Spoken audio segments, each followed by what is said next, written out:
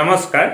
আপোনালোক সকলোকে মই মোৰ ইউটিউব চেনেল নলিনীকান্ত ডেকালৈ স্বাগতম জনাইছোঁ। আমাৰ শিক্ষকসকলৰ ট্ৰেন্সফাৰ পোষ্টিঙৰ ক্ষেত্ৰত এক বিশেষ অসুবিধা আছে। যিসকল টেটৰ শিক্ষক নতুনকৈ এপইণ্টমেণ্ট পাইছে তেওঁলোকে যি ঠাইত পোনপ্ৰথমৰ বাবে পোষ্টিং হৈছিল তাৰ পৰা ট্ৰেন্সফাৰ হৈ আহিব পৰা নাই। শিক্ষামন্ত্ৰী সিদ্ধাৰ্থ ভট্টাচাৰ্য মহোদয় যেতিয়া শিক্ষামন্ত্ৰী হৈ আছিল তেতিয়া কিছু ট্ৰেন্সফাৰ হৈছিল, কিন্তু তাৰ পিছত এই প্ৰচেছটো বন্ধ হৈ আছে আৰু এই প্ৰচেছটো এই শিক্ষা বিভাগে অৰ্থাৎ অসম চৰকাৰৰ শিক্ষা বিভাগে অনলাইন কৰিবৰ কাৰণে গৈ আছে। অনলাইনৰ জৰিয়তেহে এতিয়াৰ পৰা ট্ৰেন্সফাৰ পোষ্টিংবিলাক হ'ব আৰু তাত বিভিন্ন ধৰণৰ নৰ্মছ ধৰি দিয়া হৈছে। সেই নৰ্মছবিলাক যদি ফুলফিল কৰা নহয় তেতিয়াহ'লে কি হ'ব নোৱাৰিব, ট্ৰেন্সফাৰ বা পোষ্টিং নতুন ঠাইত পোষ্টিং হ'ব নোৱাৰিব। আজি মই এই ভিডিঅ'টোৰ জৰিয়তে ট্ৰেন্সফাৰ পোষ্টিং কেনেকুৱা ধৰণে কৰা হ'ব তাক লৈ যি নটিফিকেশ্যন ওলাইছে তাৰ বিষয়ে আপোনালোকক জনাবৰ কাৰণে চেষ্টা কৰিম। কোনসকল শিক্ষক ট্ৰেন্সফাৰ হ'ব পাৰিব, কোনসকল নোৱাৰিব, ট্ৰেন্সফাৰ হ'ব লাগিলে কি লাগিব বা নতুন ঠাইত পোষ্টিং হ'ব লাগিলে কেনেকুৱা ধৰণৰ কথাখিনি আহি পৰিব, গোটেইখিনি কথা এই ভিডিঅ'টোৰ জৰিয়তে আলোচনা কৰিম। আপোনালোকে ভিডিঅ'টো শেষলৈকে চাব আৰু ভিডিঅ'টো চোৱাৰ পিছত ভিডিঅ'টো উপযোগী হোৱা বুলি ভাবিলে আপোনালোকৰ লগৰ বন্ধু বান্ধৱীলৈকে ফৰৱাৰ্ড কৰিব। লগতে নলিনীকান্ত ডেকা নামৰ ইউটিউব চেনেলটো ছাবস্ক্ৰাইব কৰিব। মই বনোৱা এনেকুৱা ধৰণৰ শিক্ষক উপযোগী ভিডিঅ'ৰ নটিফিকেশ্যন আপুনি প্ৰথমতে পাবৰ কাৰণে সক্ষম হ'ব। তেনেহ'লে ছাৰ বাইদেউসকল আহক আজি ভিডিঅ'টো আৰম্ভ কৰোঁ। ছাৰ বাইদেউসকল, এইখন হৈছে office memorandum, government of Assam secondary education department, Dispur, Guwahati. আৰু এই অফিচ মেমৰেণ্ডামখন প্ৰকাশ পাইছে 23 জুন 2021 চন, অৰ্থাৎ 2021 চনত 23 জুনত প্ৰকাশ পাইছে। আৰু এই মেমৰেণ্ডামখনত কিহৰ ওপৰত এই মেমৰেণ্ডামখন প্ৰকাশ পাইছে আপোনালোকে চাওক। ছাবজেক্টটো কি দিয়া হৈছে, দি এছাম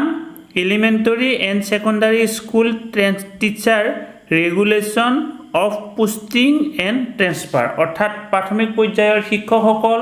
আৰু মাধ্যমিক পৰ্যায়ৰ শিক্ষকসকলৰ ট্ৰেন্সফাৰ পোষ্টিঙৰ কাৰণে কি ধৰণে কি কৰা হ'ব তাক লৈ এই অফিচ মেমৰেণ্ডামখন প্ৰকাশ পাইছে। এতিয়া চাওক ইয়াতে কি কৈছে, whereas the education department government of Assam follow a very transparent prescribed method of recruitment of teacher in the secondary and elementary education in accordance with the provision of acts and rule in force, and also given upon opportunities to all eligible candidates to participate and compete in the selection process, including posting in their preferred district and in preferred school based on their merit। এটা কি কোৱা হৈছে, মাধ্যমিক পৰ্যায়ত যিসকল শিক্ষক আছে আৰু এই প্ৰাথমিক পৰ্যায়ত যিসকল শিক্ষক আছে সেই শিক্ষকসকলক অতি নিকাভাৱে আৰু শুদ্ধভাৱে কি কৰা হ'ব, তেওঁলোকক নিজৰ ইচ্ছা অনুসৰি তেওঁলোকক ট্ৰেন্সফাৰ কৰা হ'ব আৰু ইয়াত কোনো ধৰণৰ খেলি মেলি কৰা নহ'ব, এনেকুৱা ধৰণৰ কথাখিনি কোৱা হৈছে। আৰু 2 নম্বৰ পেৰাগ্ৰাফটোত কোৱা হৈছে যেতিয়া ট্ৰেন্সফাৰ পোষ্টিঙৰ ক্ষেত্ৰত কথা আহিব তেতিয়া PTRটো চোৱা হ'ব। PTR মানে হৈছে পিউপিল টিচাৰ ৰেচিঅ', অৰ্থাৎ বিদ্যালয়খনত 30 জন ছাত্ৰ ছাত্ৰীৰ পৰিৱৰ্তে এজন শিক্ষক থকাটো দৰকাৰ বা এই 35 জন ছাত্ৰ ছাত্ৰীৰ পৰিৱৰ্তে এজন শিক্ষক থকাটো দৰকাৰ। আপুনি ট্ৰেন্সফাৰ হ'বলৈ গ'লে এই যিখিনি নৰ্মছখিনি ফিল আপ কৰিব লাগিব। আগতে তেনেকুৱা ধৰণৰ নাছিল, আগতে পইচা পাতি চলিছিল, আপোনাৰ যদি বেছি পইচা আছে আপুনি পইচা দি ট্ৰেন্সফাৰ হৈ যাব পাৰিছিল, কিন্তু এতিয়া তেনেকুৱা ধৰণে হ'ব নিদিয়ে বা নোৱাৰে। গতিকে কি কৰা হৈছে, ইয়াক লৈ এতিয়া 23 জুন তাৰিখে এই অফিচ মেমৰেণ্ডামখন প্ৰকাশ পাইছে আৰু এই মেমৰেণ্ডামখন প্ৰকাশ পোৱাৰ সময়ত কি প্ৰকাশ মেমৰেণ্ডামখনৰ গোটেই কথাখিনি বিতংভাৱে দিয়া হৈছে, কেতিয়া ট্ৰেন্সফাৰ কৰা হ'ব, কি কৰা হ'ব, গোটেইখিনি বিতংভাৱে দিয়া হৈছে, আপোনালোকে ইয়াতে চাব পাৰিব। এতিয়া চাওক, গ্ৰাউণ্ডছ ফৰ ছিকিং ট্ৰেন্সফাৰ, কিহৰ কাৰণে ট্ৰেন্সফাৰ খুজিব পাৰিব। আপুনি যে ট্ৰেন্সফাৰ খোজাৰ বিভিন্ন গ্ৰাউণ্ড থাকিব লাগিব, সেই গ্ৰাউণ্ডবিলাক কি দিছে চাওক। A teacher oblique tutor May six transfer only on the following ground, ইয়াতে শিক্ষকৰ কথা কোৱা হৈছে আৰু টিউটৰৰ কথা কোৱা হৈছে। যিহেতু যিবিলাক এই বিদ্যালয় প্ৰাদেশিকৰণ কৰা হ'ল বা বিদ্যালয়বিলাকৰ শিক্ষকসকলৰ পোষ্টটো টিউটৰ হিচাপে এপইণ্টমেণ্ট দিয়া হৈছিল সেই টিউটৰসকলেও ইয়াত কি কৰিব পাৰিব এপ্লাই কৰিব পাৰিব 1 নম্বৰ হ'ল for a change of residence due to marriage আপোনাৰ বিবাহৰ কাৰণে যদি আপোনাৰ ঠাইৰ পৰিৱৰ্তন হয় মহিলা শিক্ষয়িত্ৰী এজনীৰ যদি ঠাই পৰিৱৰ্তন হয় তেতিয়া আপুনি ট্ৰান্সফাৰ বিচাৰিব পাৰিব for looking after elderly and ailing parents আপোনাৰ বৃদ্ধ মাতৃৰ চোৱা চিতা কৰিবৰ কাৰণে for safety and security of female teacher মই এজন মহিলা শিক্ষয়িত্ৰী মোৰ বিয়া চিয়াৰ কথা নাই কিন্তু মই এই ঠাইখিনিত মই সিকিউৰিটি অনুভৱ কৰা নাই গতিকে মোৰ কি হ'ব ট্ৰান্সফাৰ হ'ব ট্ৰান্সফাৰ হ'ব মানে মই ট্ৰান্সফাৰ কৰিব বিচাৰিব পাৰিম for treatment of a teacher and his dependent আপুনি যদি নিজৰ কিবা চিকিৎসা কৰিবলগীয়া থাকে বা আপোনাৰ ডিপেণ্ডেণ্ট মানে যে আপোনাক নিৰ্ভৰ কৰি যিবিলাক চলি আছে পৰিয়ালৰ কাৰোবাৰ যদি বিশেষ চিকিৎসাৰ কথা আহি পৰে তেতিয়া কৰিব পাৰিব তাৰপিছত for the reason of mention in the point 7 of the OM based on section act যিখন এক্ট আছিল এক্টখনৰ 6 নম্বৰ পইণ্ট 7 নম্বৰ পইণ্ট দিয়া আছিল সেইমতে আৰু for any other specific and justified ground ইয়াৰ উপৰিও যদি কিবা স্পেচিফিক কিবা গ্ৰাউণ্ড থাকে বোলে বিভিন্ন কিছুমান গ্ৰাউণ্ড থাকিব পাৰে এইকেইটাৰ উপৰিও সেই ক্ষেত্ৰত আপুনি কি কৰিব পাৰিব আপুনি ট্ৰান্সফাৰ বিচাৰিব পাৰিব তাৰপিছত চাওক period of transfer the effect of all the transfer shall have to be done during the summer vacation to monetize academic loss এই যে ট্ৰান্সফাৰ কৰা হ'ব ট্ৰান্সফাৰবিলাক একমাত্ৰ ক'ত কৰা হ'ব কি সময়ত কৰা হ'ব গৰমৰ বন্ধতহে কৰা হ'ব এপ্লাইবিলাক আগতে হৈ থাকিব নো ডাউট কিন্তু ট্ৰান্সফাৰৰ যিটো প্ৰচেছ বোলে ট্ৰান্সফাৰৰ যিটো অৰ্ডাৰটো একমাত্ৰ গৰমৰ বন্ধতে উলিওৱা হ'ব কাৰণ গৰমৰ বন্ধত বিদ্যালয়সমূহ বন্ধ থাকে গতিকে সেই সময়ত এই কামখিনি কৰিলে ছাত্ৰ ছাত্ৰীৰ লছ নহ'ব কিবা কাৰণত বেলেগ সময়ত কৰিলে গুচি গ'ল নতুন আহিল এই 10-15 দিন গেপ হৈ যায় গৰমৰ বন্ধত কৰিলে সেই লছটো নহ'ব এতিয়া চাওক timeline for online application and process এতিয়া অনলাইন যিটো এপ্লিকেশ্যন এই যিহেতু প্ৰচেছটো অনলাইন কৰা হ'ব অনলাইনৰ সময়ত এটা নিৰ্দিষ্ট টাইম তেওঁলোকে ধৰি লৈছে এই টাইমতে এই টাইম কৰা হ'ব কিবা কাৰণত পৰৱৰ্তী পৰ্যায়ত এইটো হয়তো সলনি হ'ব পাৰে বুলি কথা 1 নম্বৰ চাওক 1 April to 30 April one month window' for application to apply 1 month window' অৰ্থাৎ এপ্লিকেশ্যন কেতিয়া কৰিব পাৰিব এপ্ৰিলৰ 1 তাৰিখৰ পৰা এপ্ৰিলৰ 30 তাৰিখলৈকে এপ্লিকেশ্যন কৰিব পাৰিব online up to 15 May IS or DEU to compile the online application in online mode মে'ৰ 1 তাৰিখৰ পৰা মে' 15 তাৰিখলৈকে IS সকলে বা ডিষ্ট্ৰিক্ট এলিমেণ্টাৰী এডুকেশ্যন অফিচাৰ সকলে এই এপ্লিকেশ্যনবিলাক কম্পাইল কৰিব 16 May to 10 June the DLC or the SLC as the case may be in multiple setting as per equipment and volume shall dispose of the case with the recommendation আৰু কি কৰিব যিবিলাক এই মানে district level committee থাকিব বা state level committee থাকিব তেওঁলোকে ইয়াৰ জৰিয়তে বিভিন্ন ধৰণৰ যিবিলাক কথা আহিব কেছ বুলি কৈছে এইটো মানে যিবিলাক এপ্লাই কৰিব সেইবিলাক চোৱা চিতা কৰিব তাৰপিছত চাওক 11 to 16 June DLC or SLC as the case may be sent to the recommendation in the online mode of appointing authority or the senior most secretary of the respective department as the case may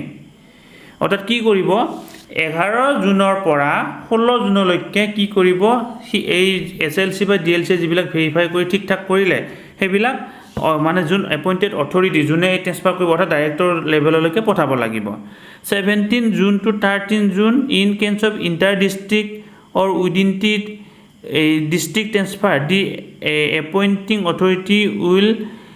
generate the DLC recommendation transfer order offline and issue the same in case of inter-district transfer the senior or most secretary shall examine the approve or reject subject to determine the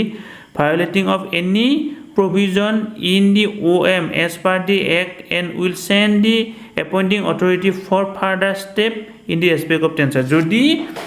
জিলাখনৰ ভিতৰতে transfer হ'ব বিচৰা শিক্ষক থাকে তেতিয়াহ'লে ডিএলচিৰ যিটো decision সেইটো direct কাম হ'ব কিন্তু যদি এই জিলাৰ পৰা বেলেগ জিলালৈকে যাবলগীয়া থাকে তেতিয়া এপইণ্টিং অথৰিটিয়ে ভালকৈ চোৱা চিতা কৰাৰ পিছতহে সেইটো ট্ৰেন্সফাৰৰ কাৰণে যোগ্য বিবেচনা কৰা হ'ব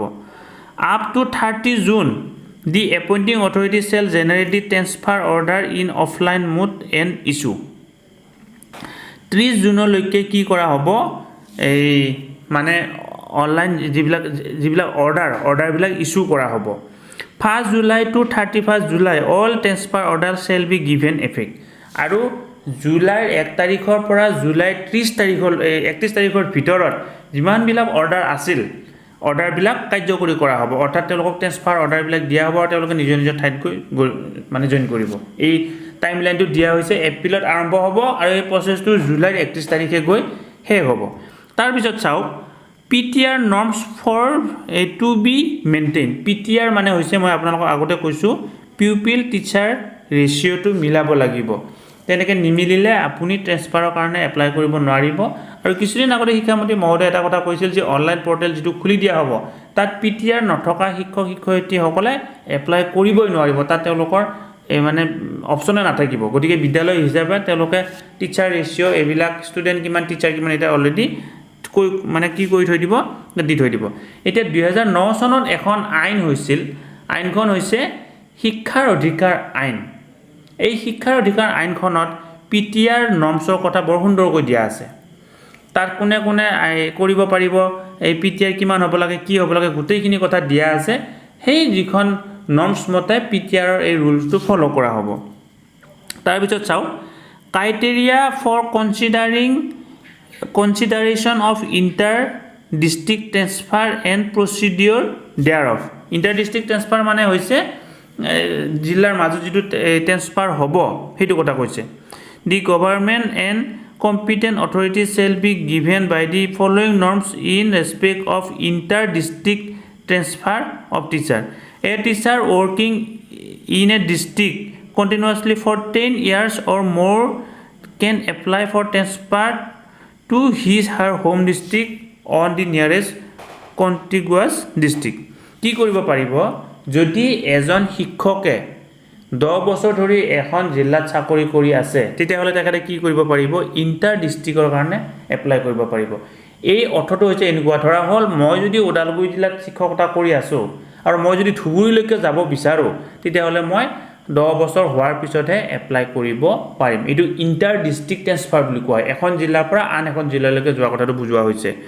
Differently able teacher can apply after working 2 years in a district for transfer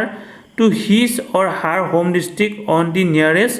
a contiguous district. অর্থাৎ যদি কোনো এজন ব্যক্তি কোনো এজন শিক্ষক বিশেষভাৱে সক্ষম তেখেতে 2 বছৰ হোৱাৰ পিছতে এপ্লাই কৰিব পাৰিব অৰ্থাৎ বিশেষভাৱে সক্ষমৰ কাৰণে এইটো সুবিধা আছে The district elementary education officer or the inspector of school and the state level committee shall take action for the transfer and posting of teacher কি কৰিব পাৰিব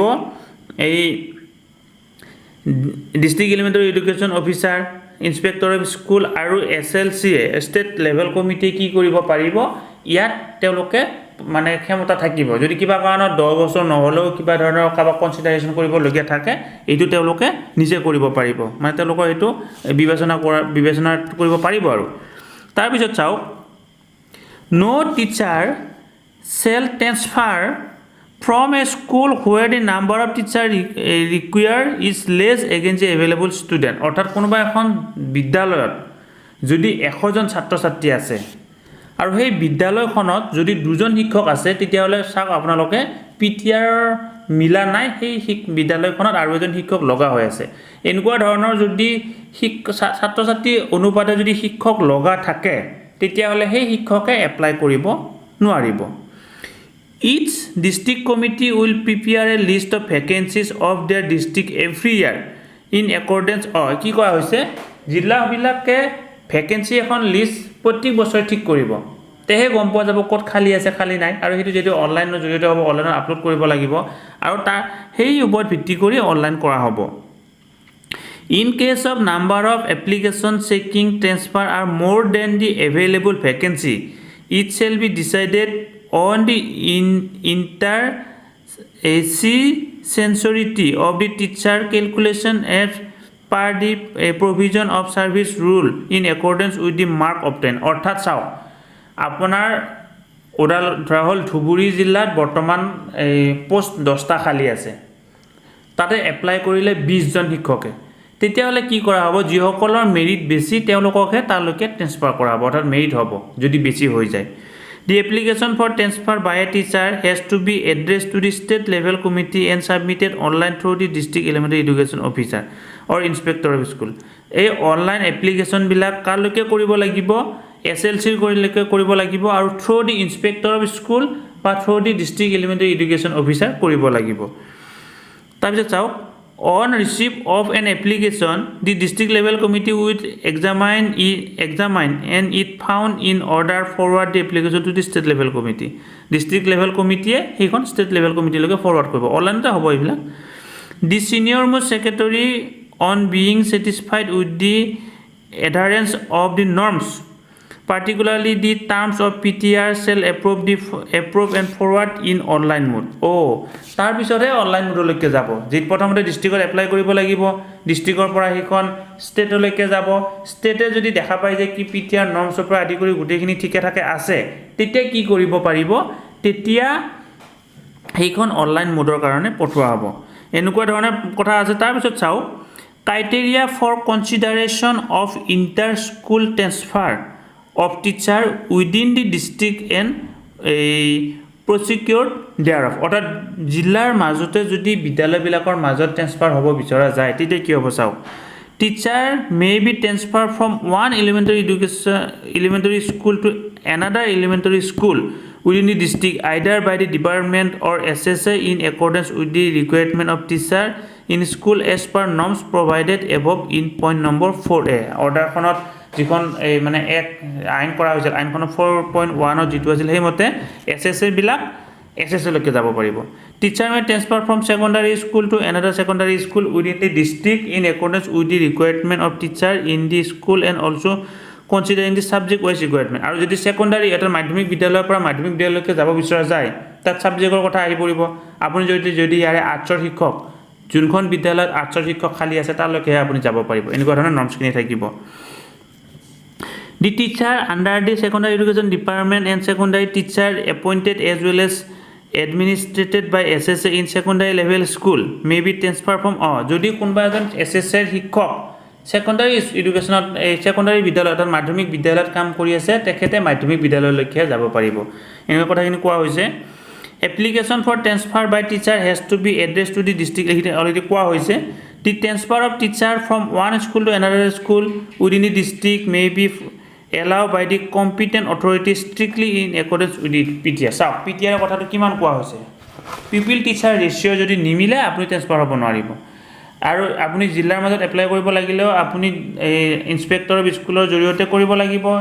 ডিস্ট্ৰিক্ট এলিমেন্টাৰী এডুকেশ্যন অফিচাৰৰ জৰিয়তে কৰিব লাগিব আৰু তাৰ পৰা ষ্টেটলৈকে এড্ৰেছ কৰিব লাগিব